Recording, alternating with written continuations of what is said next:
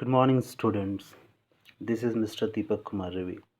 Once again, welcome back to English class, English literature. This is chapter 2 in part 1. Chapter 2, part 1 video. Before going ahead, I would like to know about your performance that as you know that I have completed chapter 1, which was a poem, which I completed in 5 parts.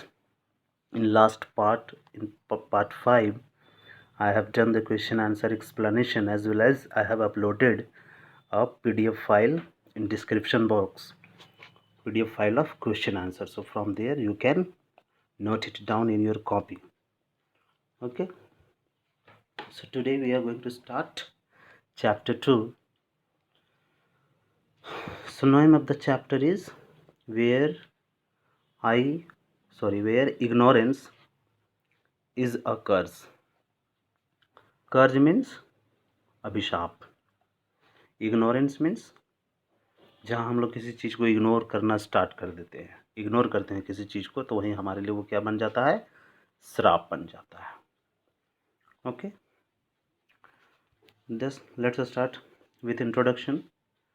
What has been given in introduction? You may have heard the saying, ignorance is bliss, but it is not always true. Ignorance is bliss का meaning यहाँ पे क्या कह रहा है? ठीक है, ignorance is bliss का मीनिंग यहाँ पे हम लोग देखेंगे.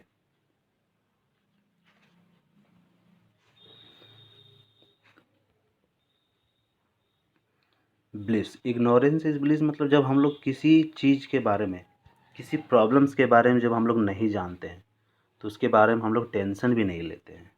ठीक है, फॉर एग्जांपल एकदम करंट टॉपिक का भी हम लोग करंट इंसिडेंट का एग्जांपल हम ले सकते हैं कि जो व्यक्ति कोरोना वायरस के बारे में नहीं जानता है तो समझिए उसे कोई टेंशन नहीं है कि हाँ किसी तरह का कोई वायरस है, आया है, हमें इससे सावधान रहना है, केयरफुल रहना है, we have to wash our hands again and again, बाहर नहीं जाना है, मास्क लगा करके जाना है. तो जो जिसको इस प्रॉब्लम्स के बारे में जानकारी है तो वो टेंशन ले रहा है. ठीक है, ऑन दी अदर हैंड दूसरी तरफ जिसको इस प्रॉब्लम के बारे में जानकारी नहीं है वो टेंशन नहीं ले रहा है. तो वही है, इसका मीनिंग यही होता है, इग्नोरेंस इज ब्लिस. जो किसी चीज़ के बारे में नहीं जान रहा है उसके लिए क्या है, वरदान है. ठीक है, जब और अगर जान रहा है तो वही अभिशाप है. ठीक है, तो ये उसी चीज़ के लिए कहा गया, but it is not true, लेकिन ये हमेशा सही नहीं होता है, but it is not always true.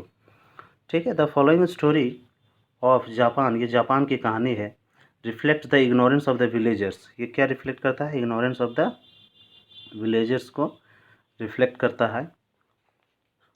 Show who सा अ मिरर, जिसने एक मिरर को देखा, हु सा a mirror without knowing its function, जिसने एक मिरर को, माने एक व्यक्ति ने एक मिरर को देख लेता है बिना इसका फंक्शन जाने. यही कहानी आज हम लोग पढ़ेंगे. Okay, so let's start with this first line.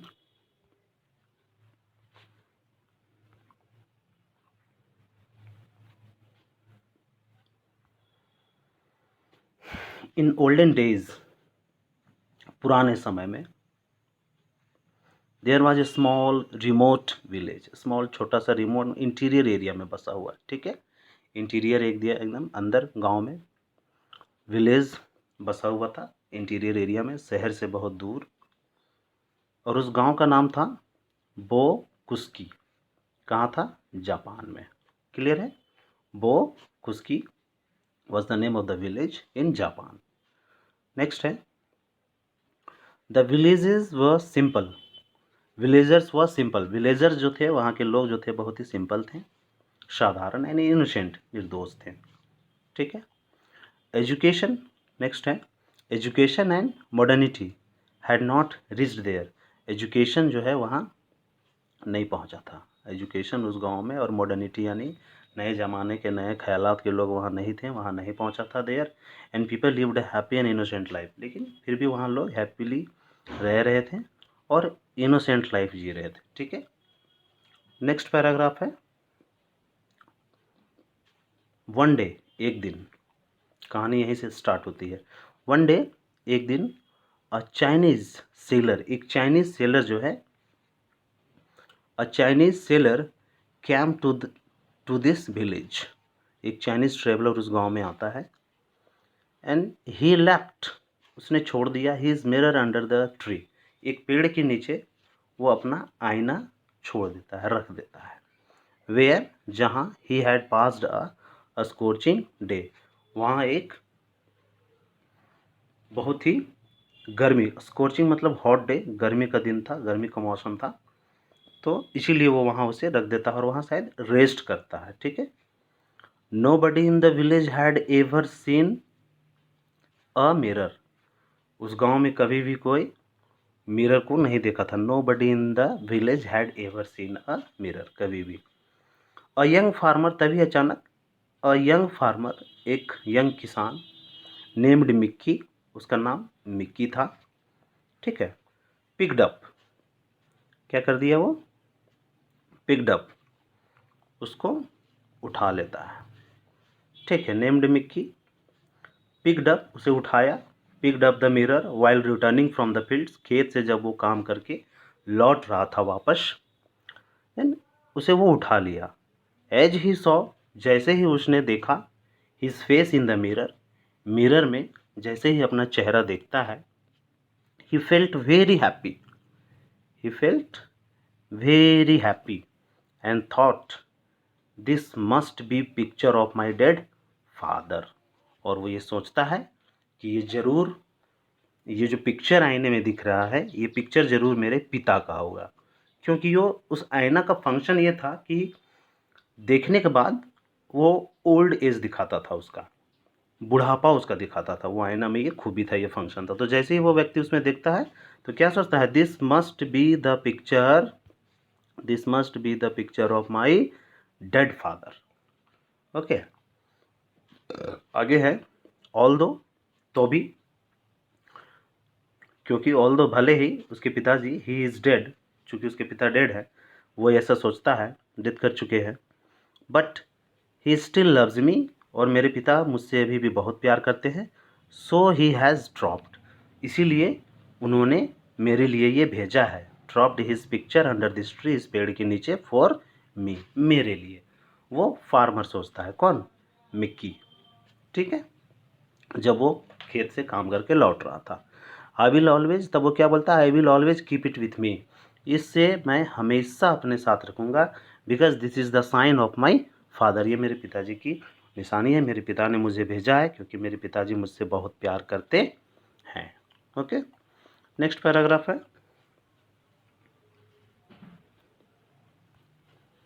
Mickey.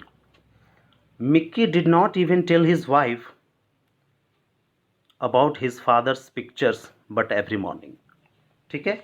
Mickey अपने वाइफ को भी इस बारे में नहीं बताता है, पिता के इस पिक्चर के बारे में, उस मिरर के बारे में, बट एवरी मॉर्निंग, प्रत्येक सुबह। ठीक है। एवरी मॉर्निंग, प्रत्येक सुबह, क्या करता है वो, but every morning and evening, सुबह एंड शाम। ठीक है। सुबह एंड शाम जो है, क्या करता है, he looked into the mirror and kissed it. ठीक है। वो मिरर को देखता है और मिरर को चूमता है, क्योंकि उसमें उसके पिता की तस्वीर थी। He put it back into the box and kept it a secret from his wife, और उसे क्या करता है वो, he put it back into the box, उसे एक बक्से में रख देता है, एंड केप्ट इट सीक्रेट, इसे वो छिपा करके रखता है, फ्रॉम हिज वाइफ, अपने वाइफ से। किससे छिपा करके रखता है, वाइफ से छिपा कर रखता है। वन डे, एक दिन, हिज वाइफ, उसकी पत्नी, Shaw him kissing something secretly, है ना, समथिंग, अचानक चुपके से उसे कुछ किस करते हुए देख लेता है पिक्चर में, कि वो किसे किस करता है, एक पिक्चर है, सुबह शाम देखते हैं, किस करता है, चूमता है। शी ग्रीव सस्पिशियस, उसे शक हो गया, suspicious means doubt. Okay, doubt, तो उसे क्या हो गया, डाउट हो गया। तब एक दिन उसे शक हो गया, she grew suspicious and he in her husband's absence, उन हस्बैंड के अनुपस्थिति में, एक दिन जब उसका हस्बैंड घर में नहीं होता है, open the box to know the secret, वो बॉक्स खोल देती है सीक्रेट को जानने के लिए कि इस बॉक्स के अंदर आखिर ऐसी क्या चीज़ें हैं जो वो सुबह शाम देख करके क्या करता है, चूमता है। वो ये सोच करके परेशान हो गई। ठीक है, ठीक है। तो यहाँ तक वो क्या हुआ, इन हर हस्बैंड्स अब्सेंस, अपने हस्बैंड के अब्सेंस में वो सोचती है कि मैं इसे खोल करके देखूंगा, और वो खोलती है और वो सीक्रेट को जानने की कोशिश करती है कि इसके अंदर क्या है आखिर ऐसी चीज़ें। तो it was all about this 3 paragraphs. ये एक हमने एक पार्ट में कवर किया है। नेक्स्ट इस चैप्टर का पार्ट 2 जो है, यहाँ से हम लोग स्टार्ट करेंगे, वो हम लोग पार्ट 2 लाएंगे चैप्टर 2 का। पार्ट 1 में इतना ही, आप इसको अच्छा से समझें, बार बार देखें, watch it again and again. If you do not understand and word meaning आप देख सकते हैं नीचे, जहाँ आपको समझ में नहीं आए वर्ड मीनिंग यहाँ दिया हुआ है। रिमोट का मीनिंग मैंने बताया था आपको।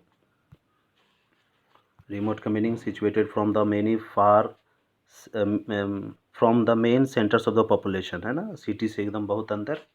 स्कोचिंग वेरी हॉट डे मैंने बताया था। ओल्डन मतलब रिलेट, ओल्डन पुराने ज़माने में, ठीक है। सस्पिशियस शक हो जाना, हैविंग डाउट।